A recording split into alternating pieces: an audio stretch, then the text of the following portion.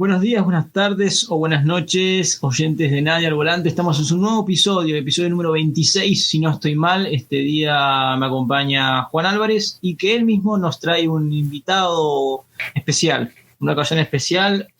Yo voy a ser sincero. Juan me avisó hace unos días, tenemos esto tal fecha. Me dijo, martes tenemos tal entrevista. Y digo, bueno, dale, Juan, ponenos en sintonía todos. Y bueno, la verdad que hoy les traemos nada más y nada menos que el Partido Libertario de Uruguay, que está en formación.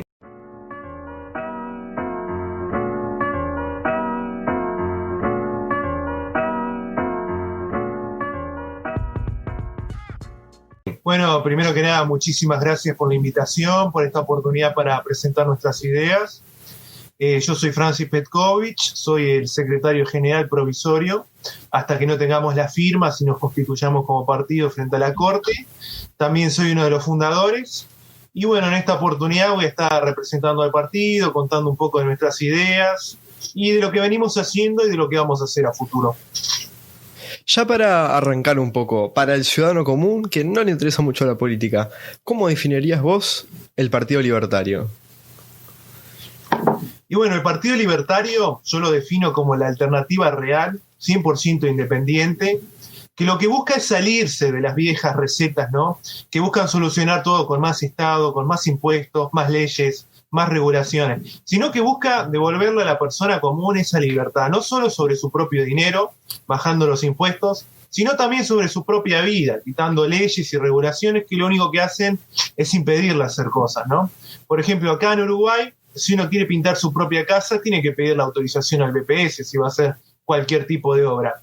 Si uno no tiene libertad sobre lo que puede hacer, uno tiene que preguntarse si realmente es libre o no. Y bueno, lo que buscamos es eso, construir una sociedad más libre, más próspera, empezar a seguir el camino que siguieron países como Australia, Nueva Zelanda, Canadá, Suiza, que ahora hacen que sean países mucho más ricos, mucho más prósperos y mucho más libres que Uruguay.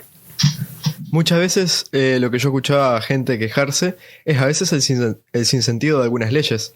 Como que, por ejemplo, acá, los autos viejos, que las cachilas eso no pagan patente, que suponen un poco un riesgo para el otro y dañan las calles, pero si yo quiero importar un auto eléctrico, que además de los Tesla, que son una maravilla, lo más seguro que existe en el mundo, y lo más económico, es casi imposible hacerlo. No, sí, ese tipo de cosas es lamentable. Incoherentes. ¿No? Claro, el mercado de los autos uruguayos, no solo para importar, sino ya para adquirir un auto, la mayor parte de lo que estás gastando, del valor de compra del vehículo, son impuestos. Impuestos de importación, impuestos de todos los trámites que tuvieron que hacer, el IVA, todo lo demás. Y sí, realmente es un bloqueo enorme para la innovación, no solo para vehículos nuevos, más seguros, más eficientes, como pueden ser los de Tesla o de otras empresas, sino que también es un costo enorme, ¿no? Para el ciudadano común. Solo tener un auto, que ya lo vimos en esta pandemia, que los autos realmente al final no son un bien tan de lujo, porque si todos tuviéramos más autos y pudiéramos evitar hacer tanto uso del transporte público, que es uno de los principales vectores para enfermedad, seguramente tendríamos menos casos. Pero sí, realmente las regulaciones y eso, quizás cuando le afectan a uno es que uno vea realmente lo profundo de inútiles que son muchas y hasta negativas, ¿no? Y como yo, si bien estoy enterado que en Argentina, en la cual tienen una brecha política muy importante, yo diría que personalmente yo opino que está en una situación muy delicada, rozando una dictadura, entonces es normal que surjan corrientes opuestas muy radicales, como el libertarismo, el liberalismo y este tipo de cosas. Porque a mi entender es normal que cuando hay un problema surja una especie de antítesis. ¿Cómo vos ubicarías al Partido Libertario, donde, si se quiere decir, una ideología un poco radical dentro de todo, en un país moderado como Uruguay? Porque si vamos al caso, Uruguay creo que tiene una política bastante moderada, que no se aleja mucho del centro. Sí, en parte fue esa moderación, ¿no?, que nos llevó a buscar esta alternativa. Nosotros en el 2018, cuando empezamos este proyecto, lo que veíamos era que dentro de las opciones políticas uruguayas no había muchas diferencias, no se alejaba ninguna de la ortodoxia vallista y el neovallismo y la socialdemocracia, ¿no? Veamos que siempre aplicaban las mismas recetas, incluso el Frente Amplio, aunque fue una profundización de ese modelo vallista, con muchos toques socialistas, incluso algunas cosas más tirando hacia el socialismo más fuerte, especialmente áreas como el MPP, bueno, el Partido Comunista, ni hablarlo, ¿no? Que ahora son las dos corrientes principales dentro del Frente Amplio, ¿no? Pero vimos que realmente dentro de las alternativas era socialdemocracia o socialismo, y bueno, la Unidad Popular y los sectores más radicales del Frente Amplio, comunismo abiertamente, ¿no? Entonces nosotros queríamos una alternativa que buscara una solución por libre mercado, más capitalismo, apuntando más, no tanto como le dicen la salida por Carrasco, ¿no? Que es irse hacia un país desarrollado y capitalista, sino tratar de traer eso para Uruguay, ¿no? Que es algo que todos los jóvenes y no tan jóvenes no hemos vivido en algún momento, que es pensar, ¿a qué país me voy a ir? ¿Voy a dejar Uruguay porque no tiene futuro? ¿Me voy a ir a Canadá, Suiza, Nueva Zelanda, Australia, Estados Unidos o quizás algún otro de Europa que no sea Suiza? Y nosotros lo veíamos, lo hemos vivido, lo hemos sentido, yo personalmente, todos nuestros militantes lo hemos sentido, y dijimos, pero vamos a tratar de crear esa alternativa, vamos a no dejar nosotros el Uruguay para ir a esos países, sino traer un poco de esos países que están haciendo bien las cosas para Uruguay. Y así es como surgió nuestra alternativa. La verdad que... Quería acotar algo que justo estaba acá, se me vino a la cabeza una frase del actualmente presidente, que lleva otra pregunta que tengo ahí medio guardada, pero una frase que él puso, me acuerdo de una vez en Twitter, es leyes flexibles de cumplimiento rígido y no leyes rígidas de cumplimiento flexible, que quizás acompañaba algo que decían hoy, que acerca de esas leyes o cosas que el individuo, por ejemplo, como mencionabas, el tema de pintar algo y tenés que andar pidiendo permiso, o sea, que quizás hay gente que lo cumple o no, pero fue una frase que justo se me sonó y digo, bueno, capaz que nos podía decir algo respecto sobre eso. Sí, igual no sé si esa frase no hace más referencia al nuevo Código del Proceso Penal, que digamos, hemos visto ejemplos muy claros de, bueno, criminales que cometen un crimen, ya sea robar algo, y después la pena es extremadamente flexible, como por ejemplo, bueno, está el famoso caso del que lo mandaron a hacer tortas fritas por el robo, aquel hurto que había tenido. No sé si lo recuerdan ese caso. Sí, otro que también creo que tuvo que lavar el auto, cosas que son de película. Sí, no, eso que realmente aparte... No olvidemos que en estos últimos 15 años hemos tenido año tras año, sobre todo en los últimos años, rompiendo los récords de crímenes, tanto de homicidios como de hurtos y de rapiñas. Ahora la frase del presidente me genera un poco de duda si va sobre el cumplimiento de las leyes del Estado uruguayo, el cumplimiento de las leyes más de tipo penal, para aumentar el respeto a la propiedad. Y bueno, creo que dentro de la LUC también hay muchas cosas que tienden hacia eso, ¿no? Hacia aumentar el cumplimiento de las leyes dentro del Uruguay, ¿no? Dentro del Estado de Derecho, que se había perdido bastante con el Frente Amplio. Y la otra pregunta que quería hacer antes de que Juan quizás siguiera un poco viendo sobre cómo surge todo esto que hacen ustedes, pero a su vez mi pregunta es, este momento donde hubo un cambio de gobierno, de esa supuesta etiqueta de izquierda a derecha o de más liberal, ¿acompaña que ustedes digan, bueno, justamente este es el momento indicado para nosotros lanzarnos a esto? O sea, como que sí acompañan lo que actualmente está pasando. Y yo creo que aparte de este nuevo gobierno, lo que también acompaña es la rotura de ese sistema de dos partidos que teníamos, ¿no? Que ahora, igual irónicamente, estamos volviendo un poco hacia eso con dos coaliciones, ¿no? Una coalición de centro-derecha gobernando y una coalición de izquierda en oposición. Que el Frente Amplio yo siempre lo he considerado una coalición, porque si uno considera todos los partidos que tiene adentro, el Partido Comunista, el Partido por la Victoria del Pueblo, el Partido de los Trabajadores, entre otros, realmente es una coalición, ¿no? Ahora, nosotros empezamos en el 2018 porque sentíamos que no existía una alternativa, ¿no? Una alternativa liberal en el país. Si este gobierno de la calle va a traer gente al liberalismo o no, Eso es algo que yo no puedo responder ahora viendo el panorama, porque aparte solo lleva 6 meses de gobierno. Entonces, realmente para decirte, ¿va a ser beneficioso para el liberalismo o no? No te lo podría responder. Lo que sí estoy viendo algo externo a Uruguay, que es un aumento, un despegue del liberalismo a nivel internacional, sobre todo en América Latina, ¿no? De movimientos libertarios en Argentina. Bueno, Chile es un país bastante liberal, pero también los tiene. Bueno, Brasil también. En toda América Latina, por las figuras liberales como Javier Milei, Gloria Álvarez, Agustín Laje, bueno, Kaiser, entre otros, realmente está despegando, y Uruguay es un país que históricamente ha seguido el camino que ha seguido el resto de América Latina, ¿no? Para bien y para mal. Entonces yo creo que lo externo nos va a beneficiar mucho. No nos podemos dormir, tenemos que hacer las cosas bien nosotros para realmente construir esa alternativa y convencer a la gente. Pero sobre si este gobierno va a ser beneficioso o no, bueno, por el lado de que vamos a tener menos miedo de que exista una posible persecución, entre comillas, a la uruguaya, de grupos de izquierda más radicales y operando, digamos, un poco bajo la vista gorda de un gobierno frente amplista. Eso sí nos da tranquilidad que por lo menos de ese lado no va a existir, ¿no? Y si muchas veces se ve en el movimiento liberal que hay muchísima distinción entre liberales, libertarios, mucha diferencia ideológica, y que conlleva a veces un poco al conflicto interno. No sé si vos me podrías responder cómo se define tu partido respecto a eso, o capaz vos individualmente, ¿cómo te definís como libertario dentro de todos los paradigmas que hay? Bueno, primero que nada te quiero decir que estoy totalmente de acuerdo contigo. El liberalismo siempre tiende hacia una división cada vez mayor. Yo siempre digo que la tendencia es hacia lo individual, ¿no?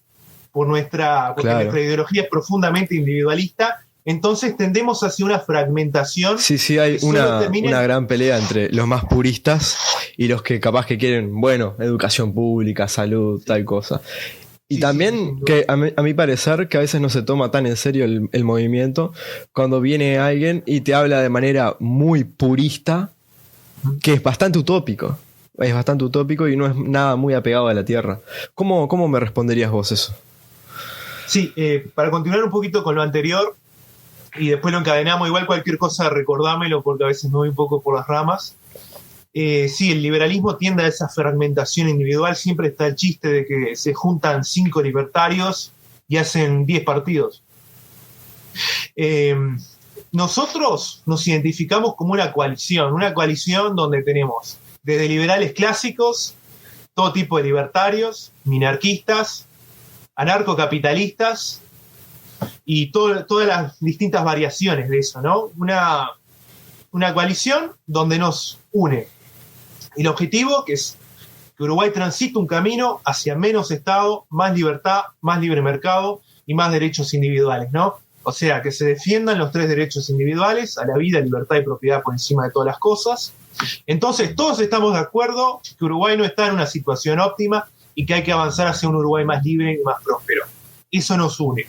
Ahora, ¿tenemos distinciones individuales? Sí, por supuesto, porque aunque sabemos la dirección en la cual tenemos que movernos, no estamos de acuerdo en dónde nos vamos a detener, ¿no? Los liberales clásicos van a querer detenerse en educación pública, un Estado chico pero eficiente, los minarquistas en solo seguridad interna y externa, y los anarcocapitalistas obviamente en la eliminación total del Estado y su reemplazo de todas sus funciones por el mercado, ¿no? Entonces sí, no estamos de acuerdo en el objetivo final, pero estamos de acuerdo en el camino que hay que transitar. Y eso es lo que nos une. Ser esa alternativa que, aunque tengamos algunas diferencias, estamos de acuerdo en lo que hay que hacer.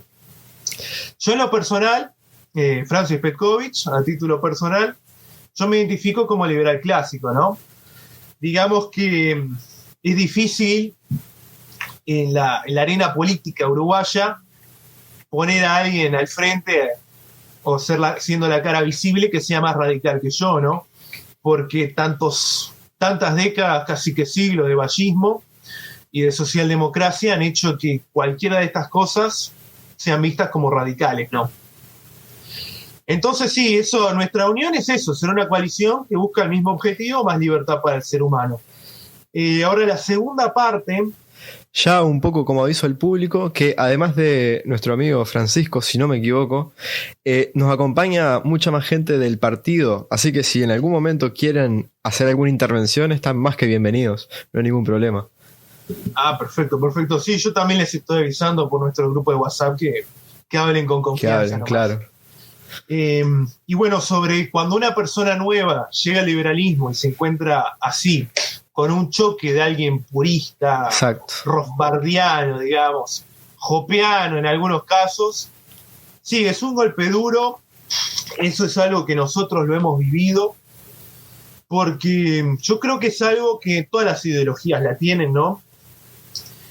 Que los radicales tienen mucha energía, tienen mucha voluntad para hacer escuchar su voz, para impulsar su agenda, que los moderados quizás no la tengan tanto. Yo siempre digo que ser radical es tratar de evitar uno de los grandes problemas que tiene el ser humano, evadir ese problema, que es hacer un balance. La vida yo la considero que es un balance de balances, ¿no? Uno tiene que balancear su vida personal con su vida laboral, sus ideas con la vida real también. Uno está balanceando constantemente las cosas. exacto, Y eso es muy difícil. Yo acá en mi función como secretario general también debo balancear las ideas puras del partido, las ideas teóricas, con el área pragmática y el área práctica. Vos sabés que tenés razón. Yo una vez escuché algo así decir que, bueno, vos tenés una tesis que viene a ser tu realidad actual. Y después, bueno, vos tendrás una antítesis. Yo qué sé, por ejemplo, en la revolución industrial, que era, hasta mis conocimientos donde dan, una situación muy negativa para los obreros, bueno, su antítesis fue el comunismo. Y después fue como una síntesis, bueno, yo qué sé, socialdemocracia, un liberalismo más coherente, y así funciona la vida. También tenés un sistema patriarcal, feminismo, pero tampoco es la respuesta a la antítesis, sino como que después la sociedad hace su síntesis. Así que vos, tu síntesis a nivel uruguaya, ¿cómo sería más? Para terminar lo anterior, Sí. y los radicales yo creo que evitan eso, hacer ese balance, y eligen una sola variable, ¿no? Por ejemplo, si sos anarcocapitalista, bueno, sin ofender a los anarcocapitalistas, sino a los radicales, ¿no? Un radical libertario, su única variable sería el libertarismo, ¿no? Entonces, lo único que hace para medir la calidad de lo que está haciendo es aumentar esa variable, ¿no? Ser cada vez más liberal, y todos los que no sean tan liberales como él están fallando, ¿no? También puede pasar con cualquier ideología, ¿no? Y pasa, de hecho, con todas las otras ideologías. Sean religiones, donde los radicales de esas religiones decían que la única variable con la cual van a guiar su vida es ser cada vez más fiel y más devoto de esa religión, Claro. hasta las últimas consecuencias, o de cualquier otra ideología, ¿no? Que lamentablemente se torna en la violencia, ¿no? De querer hacer que esa ideología se siga al pie de la letra, no solo por ellos mismos, sino por el resto de la sociedad, ¿no? ¿Me puedes repetir lo último? Porque me fui un poco por la rama la última pregunta, ¿sí? Sí, descuida que este podcast está hecho para que te vayas por las ramas, que se expresen todos. No hay ninguna especie de seriedad periodística en el sentido riguroso. La pregunta era, teniendo en cuenta esa capaz de llevada a la teoría a la práctica, ¿cómo vos lo verías más al Partido Libertario en Uruguay? Y la llevada a la práctica, nosotros siempre decimos que queremos un liberalismo criollo, ¿no? Un liberalismo uruguayo. Sí, obviamente no se puede pasar de la sociedad uruguaya, del Estado ballista, que controla, que tiene un monopolio sobre los combustibles, que tiene un monopolio también sobre los servicios públicos, ¿no? No se puede pasar de un día para el otro al anarcocapitalismo, ¿no? Sería un choque enorme para toda la sociedad, sería un caos. Pero lo que sí podemos hacer es empezar por el camino de menor resistencia y que brinde los resultados más visibles, ¿no? Como por ejemplo, la desmonopolización de ANCAP hubiera sido un buen paso. Ya con eso hubiéramos aumentado la competitividad del mercado uruguayo, porque el combustible es la sangre del motor económico, ¿no? La sangre del motor económico. Y si uno tiene un combustible costoso, lo que vas a hacer es que vas a encarecer absolutamente todos los bienes y servicios del país, ¿no? Porque todos los bienes van a tener que ser transportados de un momento a otro, ¿no? Sea la materia prima hacia los centros manufactureros, sean los otros bienes que se van a utilizar en la producción, los bienes de capital como la maquinaria, las herramientas, y también los trabajadores se están transportando constantemente. Incluso un trabajador que viaje en bicicleta o que vaya caminando, si viaja en bicicleta, su bicicleta va a tener que haber sido transportada desde China hasta aquí y luego hasta el centro donde la adquirió este individuo. Y también si camina, toda su ropa va a tener que haber sido comprada y traída en algún momento, ¿no? Entonces el combustible está encareciendo absolutamente todos los aspectos de la vida de los uruguayos, ¿no? Y un paso hacia eso no era privatizar ANCAP, aunque a todos nos hubiera gustado en nuestro partido, pero sí desmonopolizar, ¿no? Para que compitiera como por ejemplo lo hace Antel. Entonces nosotros sabemos que tenemos que jugar dentro de lo pragmático y dentro de lo posible en este país. Te hago la siguiente pregunta. Yo te pongo al ejemplo a Argentina, ¿viste? Una sociedad política donde está muy negativa. Tenés gente que roba a nivel extremo, a cara de perro, a gente que compra votos, neopotismo a más no poder. Pero ¿cómo ves vos la sociedad política uruguaya? Que muchas veces es el enemigo principal del liberalismo. Y bueno, comparando con la Argentina, realmente siento un gran alivio, ¿qué te puedo decir? Yo creo que el uruguayo en su idiosincrasia es alguien tranquilo, pacífico, moderado. Yo lo había dicho hace un tiempo que la gran moderación que tiene la sociedad uruguaya en el terreno político viene en parte del absoluto dominio del vallismo y el neovallismo, ¿no? Vos cuando tenés una ideología que es moderada, que es relativamente pacífica, como el vallismo, bueno, el vallismo, su etapa violenta fue al principio nada más, pero donde tenés esa ideología que es tan dominante, que tiene un apoyo tan grande de la población en general, que eso lo lograron gracias tanto a la educación pública, sino también a toda la expansión del Estado y atraer a toda esa gente a la esfera del Estado. Aunque fueran trabajadores privados que dependían en gran medida del Estado porque o le vendían al Estado o participaban en cosas del Estado, más los funcionarios públicos en los centros urbanos, ¿no? Entonces, cuando tenés una ideología tan dominante y que lo apoya una base tan grande de la población, no tenés mucho espacio para conflictos, no tenés mucho espacio para radicales. Y si no tenés conflictos, si no tenés radicales, vas a tener una sociedad más pacífica, ¿no? Uno puede tomar el ejemplo también de sociedades como la japonesa, ¿no? Que es una sociedad muy homogénea y es una de las sociedades más pacíficas del mundo. Bueno, yo diría que en parte vimos algo parecido a nivel ideológico en Uruguay con el vallismo durante todo el siglo XX y bueno, ahora con esta profundización con el Frente Amplio en los últimos 15 años, que fue un neovallismo socialista. Entonces yo creo que fue, quizás podríamos decir, una combinación de ambas cosas, ¿no? La idiosincrasia del uruguayo pacífico, tranquilo y moderado, más tener una ideología tan dominante de centro que no permitía espacio para ningún movimiento radical ni grandes roces en la sociedad, ¿no? Porque el vallismo también buscaba eso, buscaba una sociedad estable, pacífica y bajo la mirada de ese gran Estado paternalista, ¿no? Bien, y otro tema que queríamos abarcar, que es interesante, es, bueno, quizás tu visión de cómo ves a la juventud hoy en día, pero evidentemente desde el ámbito, digamos, político y tal, y a su vez, si hay gente, digamos, joven, en el sentido de, bueno, 20 quizás para abajo, tal, que les haya preguntado algo, que se haya interesado en algún tema particular, que quieran haber entrado o algo similar. Mira, yo darte un promedio de edad, ojalá te lo pueda dar. Me doy cuenta ahora que eso es algo que tenemos que hacer una base de datos, ¿no? Con los datos de los militantes, para poder darte así un promedio exacto. Lo que sí te digo que tenemos de todas las edades. Tenemos gente menor de edad, gente de entre 20 y 30, pero también hemos tenido mucha gente que se ha arrimado, que es mayor, ¿no? Sí, la mayoría actualmente oscilan entre los 20 y los 30 y algo, pero todos los días se está sumando gente nueva y está haciendo que varíe ese promedio de edad.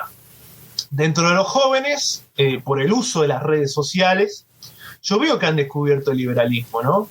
Han descubierto el liberalismo no solo por los videos de Milei, que se hace un poco, digamos, el estereotipo, ¿no?, del libertario que se vio 5 videos de Milei y ya decidió construir Ya toda es su un ideología, meme. toda su vida. Sí, Es un meme, lamentablemente. Juan es bastante fan de Milei igual, ¿eh? Hay que... Las cosas claras, Juan. No, está perfecto.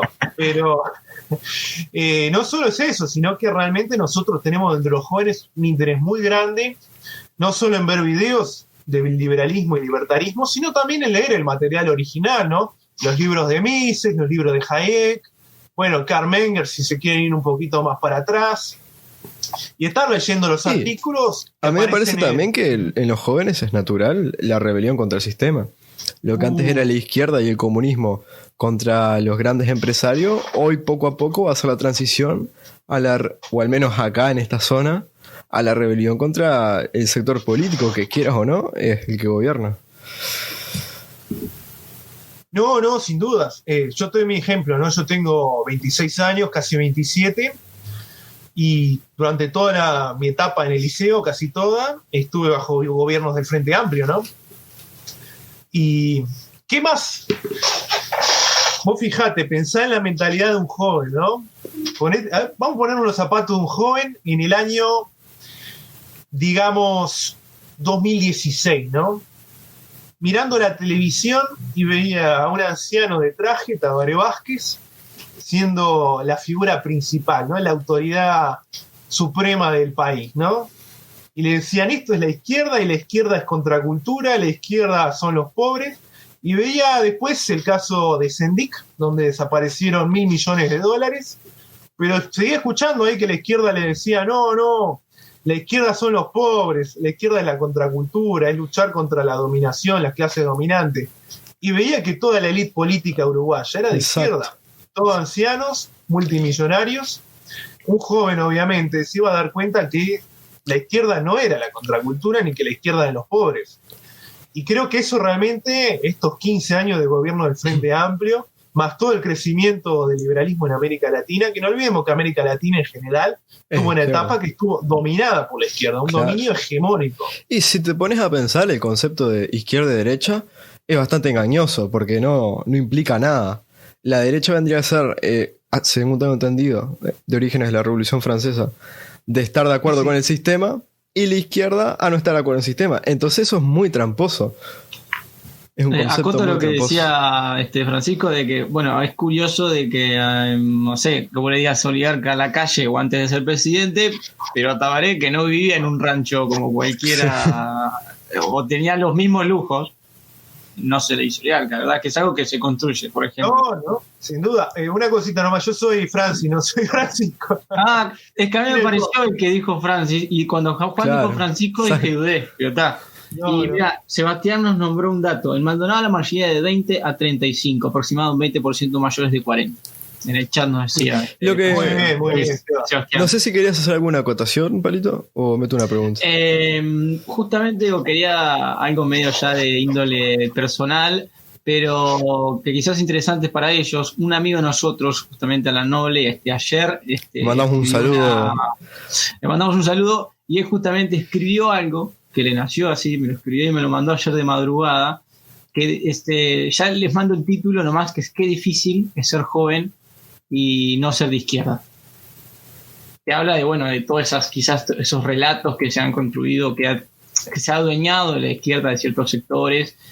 Justamente hace un tiempo vi algo similar de Facundo Ponce de León, que hablaba de que está mal de politizar ciertas cosas y adueñarse de, por ejemplo, la cultura, todas esas cosas. Pero luego que lo vamos a subir al perfil de Nadie Volante y se lo pasamos a ustedes si quieren echarle el ojo, es recomendable, está muy bueno. Así que eso era lo que quería acotar, Juan. Y sumando a eso, también viene mi pregunta. ¿Cómo ves vos a la juventud, no sé si uruguaya o rioplatense en general? Porque viste que acá nosotros tenemos que, como dice nuestra columna, nuestro amigo, es difícil. 9 de cada 10 jóvenes son frente amplistas. Y bueno, te vas a Argentina y es peor. No, en vez de ser frontalistas son peronistas. Sí, agregando también a eso, ¿no? De que la izquierda uruguaya ha sabido construir muy bien eso de que ellos nunca son los oligarcas. Me hiciste acordar con ese comentario de la calle a la famosa intercambio entre Glenda y Laura Raffo, ¿no? Que Glenda le decía, porque vos no sabés la realidad del norte de Avenida Italia. Y Glenda fue 5 años diputada y aparte tuvo no sé qué otro cargo. Y yo hice un cálculo rápido en el momento y vi que esa mujer había embolsado durante su carrera como 3 millones de dólares, solo de su actividad pública en blanco. Y esa mujer, que en unos pocos años hizo varios millones de dólares, le estaba diciendo a otra mujer que seguramente no haya ganado tanto dentro de todo, porque los sueldos de los diputados son altos, que era una rica, una millonaria que no tenía absolutamente ni idea de la realidad. Y yo le pregunto a Glenda acá en vivo, ¿qué puede saber ella con 3 millones de dólares en el banco de la realidad de la gente que vive al norte de Avenida Italia y que no llega todos los meses para comer siquiera? ¿Qué puede entender esa mujer de esa realidad? En fin, volviendo al tema de los jóvenes, y si es difícil ser de izquierda siendo joven, ustedes no sé si conocen el famoso cliché, no voy a decir que es una frase porque es un cliché de... No me acuerdo quién lo dijo, si está basado en una frase de Churchill o no. Si cuando sos joven no sos de izquierda, no tenés corazón, pero si cuando sos viejo sos de izquierda, no tenés cerebro.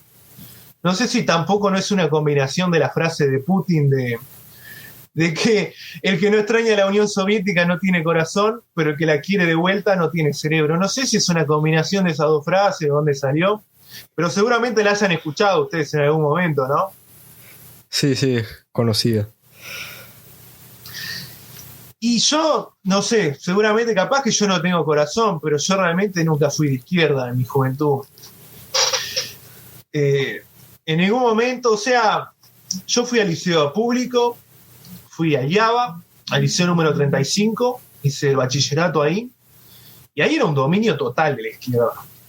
El gremio prácticamente que ponía altavoces para leer El Capital de Marx. Así durante las horas de clase, ¿no? Prácticamente te sacaban de la clase y te decían, capo, tenés que ser comunista, tenés que votar al Frente Amplio.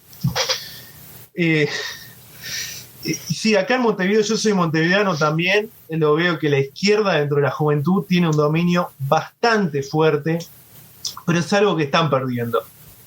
Es algo que yo creo que perdieron ese dominio. Muchas veces se habla de la batalla cultural. Sí. Es. Bueno, la batalla cultural, ¿no? Es, digamos, es difícil de definir en sí.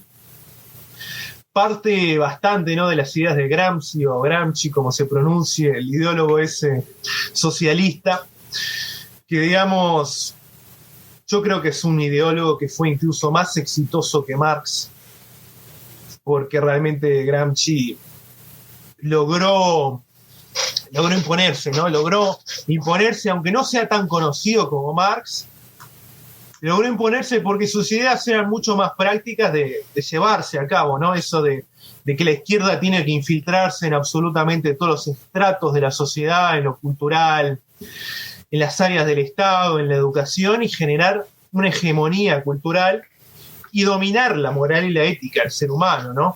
Ustedes lo van a ver muchas veces que cuando se le acusa de facho a alguien es porque no tiene empatía social, porque no le importan los pobres. Esa es la idea y lo que quiere imponer la izquierda, de que ellos tienen el monopolio de la moral, el monopolio de la ética, el monopolio de ser los únicos que tienen la autoridad moral sobre la sociedad para decir las cosas como son e impulsar su propia cosmovisión del mundo, ¿no?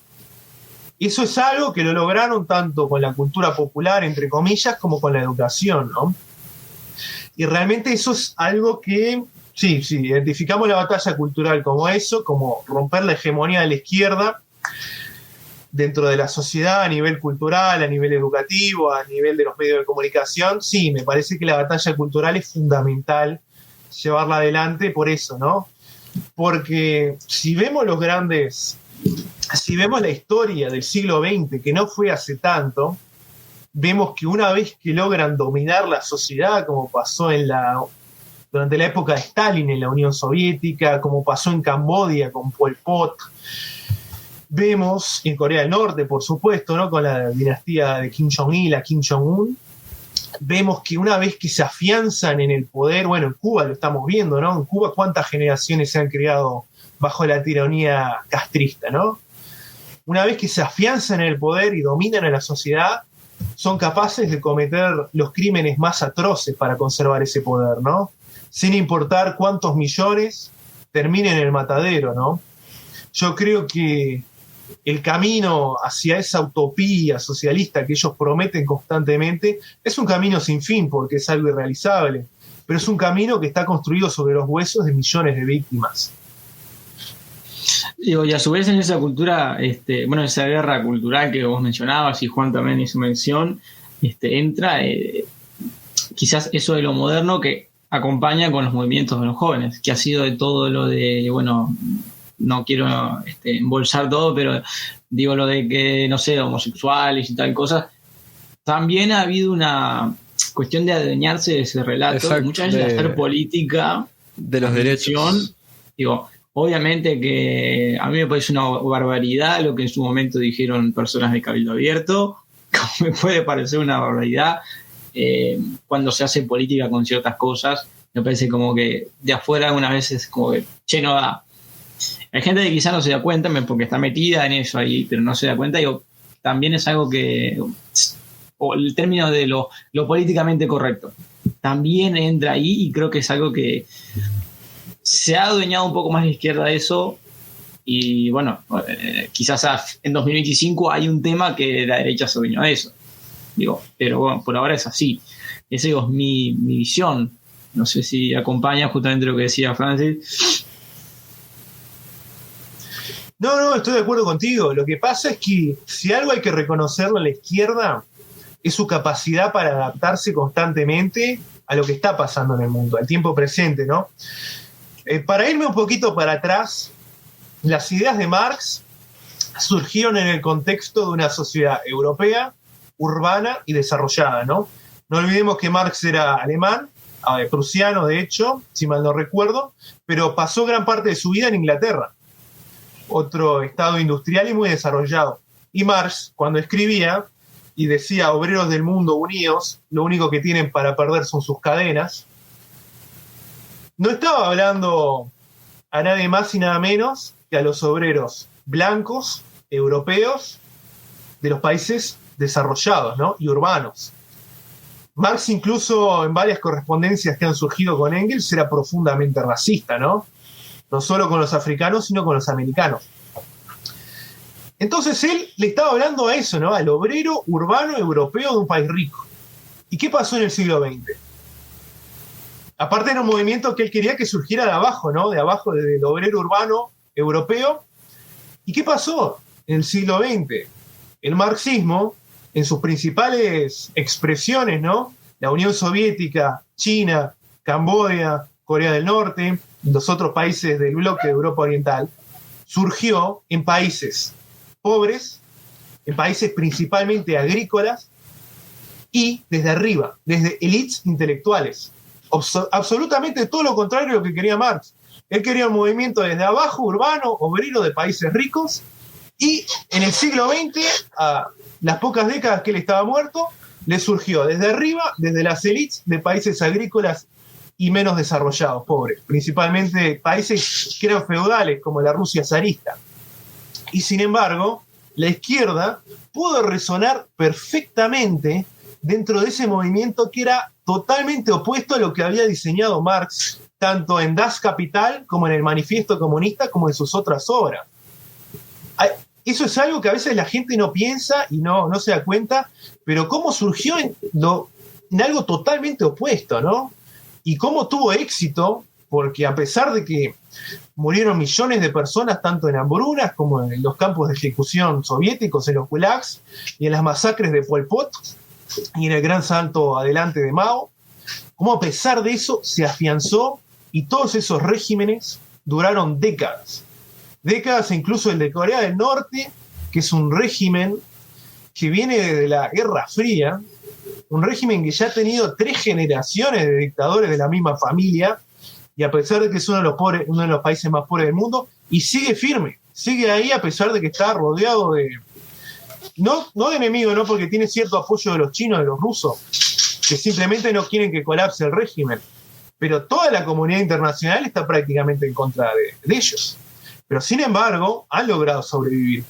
Y ahora, en el siglo XXI, la izquierda, usando ese término amplio que no solo engloba marxistas, se ha sabido reinventar nuevamente con las minorías, a pesar de que es un movimiento que profundamente lo que quería era la revolución proletaria, y las minorías no importan, solo lo que importa es la clase, ¿no? La clase social, que sean todos pertenecientes a la clase proletaria, acá hablando un poco más de ortodoxia marxista, pero se ha sabido reinventar, y eso que pasaba en el siglo XX, ¿no? De que el régimen de Castro, el régimen comunista cubano, que prácticamente ejecutaba abiertamente homosexuales, los llevaba a campos de trabajo forzosos.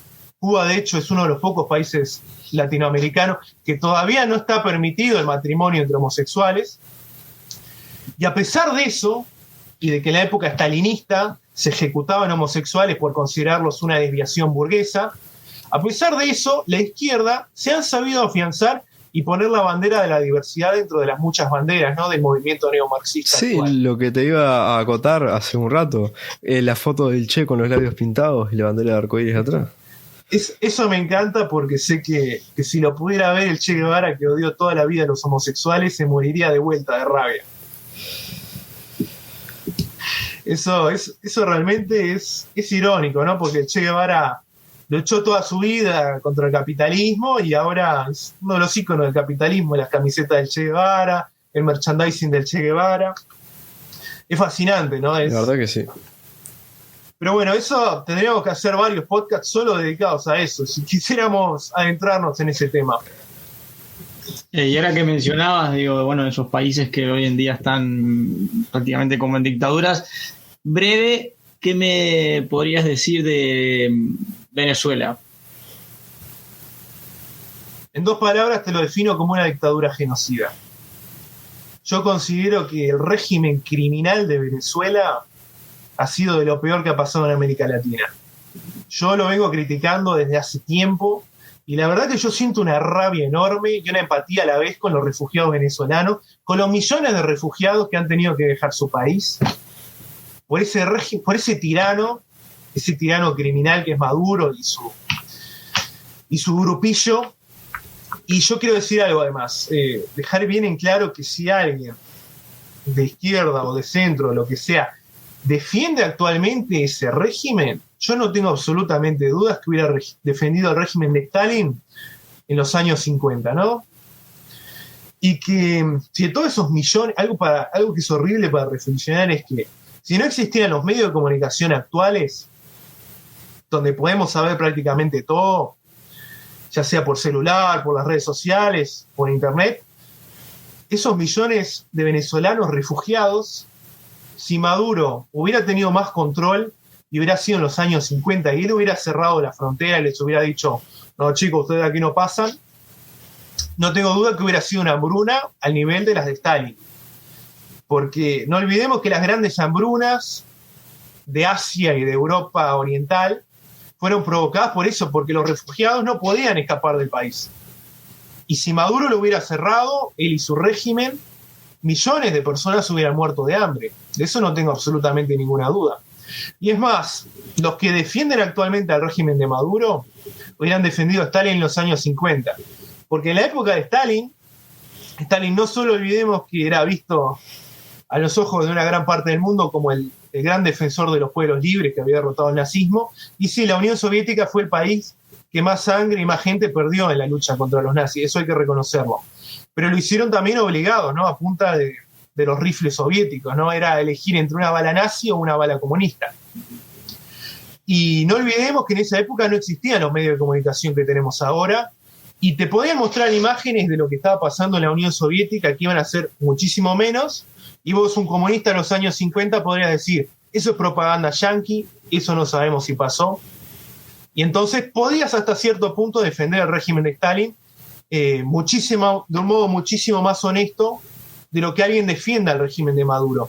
Ahora es imposible defender el régimen de Maduro porque o hablas con un refugiado venezolano, que en la época de Stalin prácticamente muy poca gente podía escapar, o ves las imágenes de las matanzas, de las masacres y de la hambruna que hay en Venezuela, que también en la época de Stalin era casi imposible que nos llegaran a nosotros. Entonces yo creo, y esto a título personal absolutamente, lo pongo a la misma altura moral defender en los años 50 a Stalin que defender ahora a Maduro.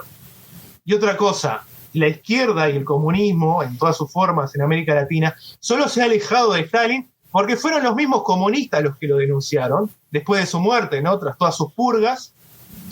Y si no hubiera pasado eso, Stalin seguiría con estatuas. Stalin incluso probablemente, en vez de un mural a Marx, en el mural a Marx que tenemos ahí en el túnel, estaría al lado de él Stalin, como otro de los héroes del comunismo. Si no hubiera habido esa denuncia por parte de los propios líderes soviéticos después de su muerte. Y yo creo que realmente ahora defender a Maduro está a la altura de defender a Stalin. La verdad, bueno, fuertísimo lo que decías, pero me quedo con lo de tirano de Maduro. Pero te tiro dos datos comunistas, digo que no es por sacarle seguida al tema. Digo, que justamente nosotros hace unos meses hablamos con una muchacha que ha vivido en Rusia, en San Petersburgo, y nos contaba de que prácticamente los cuadros como Stalin los tenías hasta en los baños. Era como un dios prácticamente, aquello de que como hoy en día encontrás un cuadro de tal cosa, bueno, lo tienen en un baño Stalin. Y el otro dato es que acá en 33 tenemos, lamentablemente, enfrente de una plaza, hay un, ¿cómo es? Monumento comunista, sí, de 1,5 metros de alto. Donde hay una foto de Carolina Cose, con él. La conozco. Todas las veces que pasamos por ahí vamos a decir que lo vamos a chocar y lo vamos a tirar algún día, pero... Ojalá. Justo ahí entró Martín.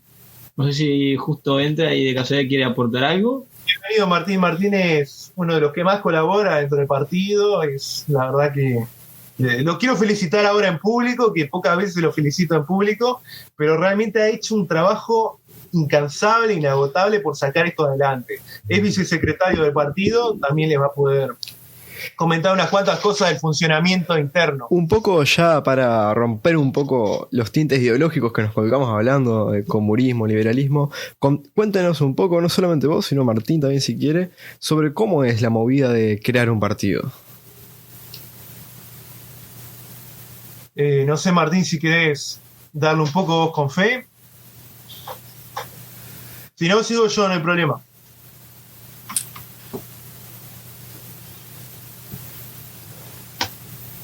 Bueno, sí, estaba bien, sigo yo entonces. La movida de crear un partido, bueno, nosotros empezamos en el 2018, ya lo repetí un par de veces, pero te digo la verdad, surgió así, de querer dar un poco de lucha, de tener una opción a la que pudiéramos votar, no con los ojos cerrados, porque nosotros no queremos eso, no queremos que una obediencia ciega, un fanatismo, queremos que se nos juzgue en todo momento y queremos que la vara esté bien alta para nosotros.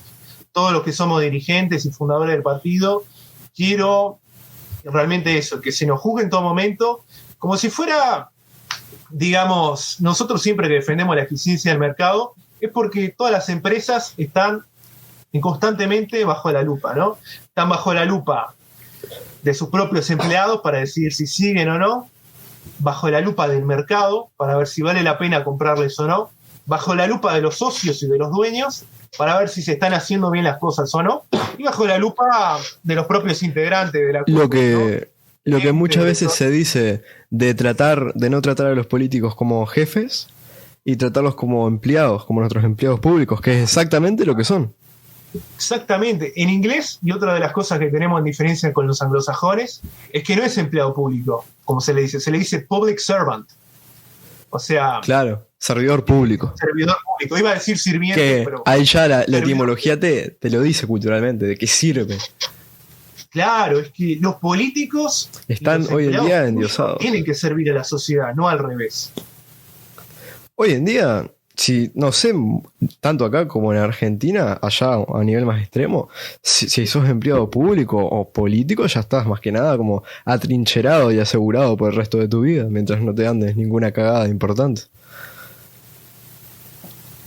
Sí, en Argentina, bueno, vemos En Argentina que la ya cosa, es otro nivel.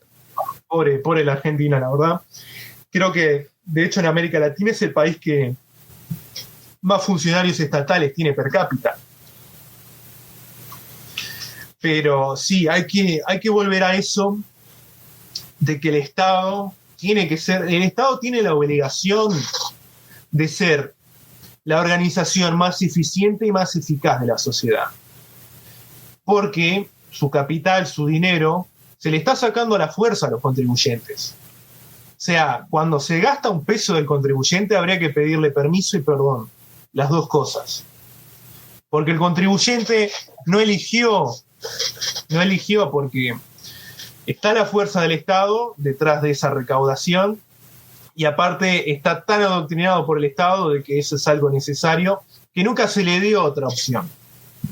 Entonces nosotros creemos que por respeto a los contribuyentes que hacen un sacrificio enorme todos los meses para permitir que el Estado uruguayo exista, el Estado tiene esa obligación de ser la organización más eficaz y eficiente de la sociedad. Eficaz con el objetivo de que cumpla sus metas. Ya se me viene un poco a la mente el caso de Australia. Vieron una foto, no sé hasta qué punto es verdad, pero que te lleva una especie de factura cuando pagas tus impuestos. Bueno, tanto porcentaje va a tal, otro a tal. Y ya como un poco para ir cerrando, una de las preocupaciones cuando se habla capaz de partidos más chicos como Partido Digital, Verde Animalista, Independiente, es de la gente que piensa que esto es como una lucha entre el Frente Amplio y el Partido Nacional, y la coalición, mejor dicho. Que si bien, según tengo entendido, hay sectores del Partido Nacional que son más orientados al liberalismo que otros, hay mucha gente que opina que la creación de partidos más chicos sirve para dividir y debilitar la fuerza política dicotómica entre el Frente y el Partido Nacional, o dígase coalición. ¿Qué opinas vos de esto? Bien, yo realmente creo que es imposible que dos bloques tan grandes no terminen así en una lucha dicotómica, ¿no? Ahora, si la creación de partidos es inútil o no, eso lo tiene que decidir la ciudadanía, eso lo tiene que elegir la gente. Yo y el resto de los muchachos del partido, muchachas, muchaches, como quieran decirle. No hablamos en inclusive, no se preocupen. Creemos en la diversidad ideológica, si no, no estaríamos aquí y no estamos conformes con ninguna de las dos opciones, ¿no? Ni la coalición de centro-derecha, ni la coalición de izquierda con tintes de ultraizquierda. Y realmente creemos que el cambio en Uruguay pasa así por mayor diversidad ideológica, por mayor autonomía, por mayor descentralización, y no por seguir aumentando esas dos fuerzas políticas que une incluso el Frente Amplio, como aplica disciplina partidaria, no existe una verdadera diversidad ideológica. Y esto es algo que le pregunto directamente a los votantes del Frente Amplio, no sé si hay alguno en vivo. ¿Para qué sirve tener esa supuesta diversidad ideológica entre socialdemocracia cristiana, comunistas, socialistas, socialdemócratas? Incluso tienen a un partido que es el último partido, no me sale ahora el nombre, la última agrupación que existe de la corriente posadista a nivel mundial, y los invito después a buscar lo que es la ideología posadista, que incluye entre sus principios ideológicos una guerra nuclear. Solo eso les tiro ahí, se las dejo picando, pero el Frente Amplio la incluye. Incluye la última organización posadista que existe. Aparte de todo lo demás, ¿no? Desde organizaciones feministas, abiertamente marxistas, comunistas, socialdemócratas, todo lo que quieras. Pero al fin y al cabo, al momento de votar las leyes, se decide por disciplina partidaria y todos votan en bloque. Yo pregunto, ¿es imposible que una fuerza con una supuesta diversidad así, todos estén absolutamente de acuerdo en votar lo mismo en bloque? Y al votar algo en bloque en lo cual no crees, y en lo cual tu grupo de votantes, tu segmento de votantes que creía en ti y que te puso ahí para representarlos, tampoco lo cree, estás traicionando tanto tu propia conciencia y tus propios valores, como la gente que te puso ahí en el Parlamento, donde estás ganando varias veces más, decenas de veces más que el uruguayo promedio que te votó para que estuvieras ahí. Y yo pregunto, ese sistema, que también esto se puede aplicar a la coalición multicolor, ¿no? También en menor medida, no lo hemos visto tanto porque es una coalición reciente y no tenemos 15 años de información donde pasó esto constantemente. Yo pregunto, ese sistema donde vos tenés que traicionar tu conciencia y a tus votantes para seguir la idea de un bloque enorme que está controlado por los sectores más radicales y por un grupo de viejos, como es el Frente Amplio, lamentablemente. Yo pregunto, ¿vale la pena ese sistema? ¿Enquistar eso en el sistema? Donde no importa tu diversidad ideológica, si no importa lo que te diga el Pepe Mujica y el núcleo duro del Frente Amplio al final del día. Yo digo, ¿qué diversidad ideológica puede existir en un partido que vota por disciplina partidaria constantemente absolutamente todo? Y yo creo que ese sistema bipartidista, con disciplina partidaria, de el que gana se lo lleva todo, no es democrático. Al fin de cuentas se pierde muchísimo de la democracia, que la democracia al fin y al cabo es eso, la diversidad ideológica, no tener sistema de un partido o de dos partidos hegemónicos. Y yo creo que vamos a tender, ahora con la constante fragmentación del electorado uruguayo, hacia un sistema cada vez más parlamentario, ¿no? Y yo quiero eso, a título personal, y lo comparten muchos de mi partido, un sistema que sea más parecido al parlamentario, un sistema donde haya mayor presión sobre los políticos, sobre los legisladores y los miembros del Ejecutivo de hacer las cosas bien, y que la sociedad y los votantes tengan mayores garantías sobre ellos, ¿no?